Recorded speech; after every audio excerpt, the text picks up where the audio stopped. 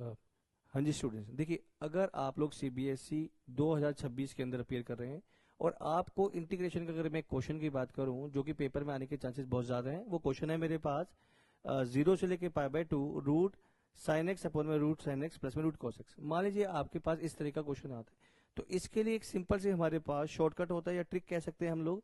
वो होती है कि अगर कभी भी लिमिट मेरे पास a टू b है, ऊपर एफ एक्स डी एक्स है, डिवाइड बाय में क्या है एफ एक्स प्लस में f of a plus b minus x. मतलब जो हमारे पास जो ए और बी है ना, जो ये ए और बी, ये वाला ए होगा और जो बी होगा ये वाली लिमिट होगा। अगर ये कंडीशन सेटिस्फाई हो रही है हमारे पास, तो जो इसका सॉल्यूशन बनेगा इंटीग्रेशन की जो वैल्यू आएगी वो आती है बी माइनस ए बाय में 2। सिंपल सा है, पर फॉर्मेट उसके अंदर हमारे पास यही फॉलो होना चाहिए कि ऊपर एफ एक्स है, नीचे एफ एक्स प्लस में एफ ऑफ ए प्लस का बी माइनस एक्स। ठीक, तो अगर इस तरह का क्वेश्चन आता है तो जैसे हमारे पास यहाँ पे होगी, तो हमने यहाँ पे देखा कि हमारे पास जो ये एफ एक्स है वो क्या है, मेरे पास f x is equal to root of sine x. ठीक है ना।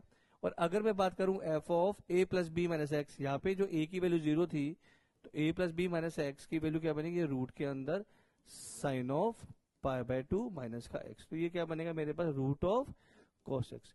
तो इस तरह का क्वेश्चन है। और आपके पास अगर ये कॉम्पिटेंसी बेस्ड क्वेश्चन आता है जो कि हमारे पास 1 या 2 नंबर का आ रहा है, उस केस में आंसर क्या निकलने का तरीका क्या होता है, b माइनस a/2। तो अगर मैं इस क्वेश्चन का डायरेक्टली आंसर लिखना चाहूं तो i की जो वैल्यू बनेगी वो बनेगी b minus a divide by में 2। तो answer will be equal to π/4। ठीक, तो हमारा आंसर कौन सा हो जाएगा, बी हो जाएगा। तो इस तरह के क्वेश्चन है।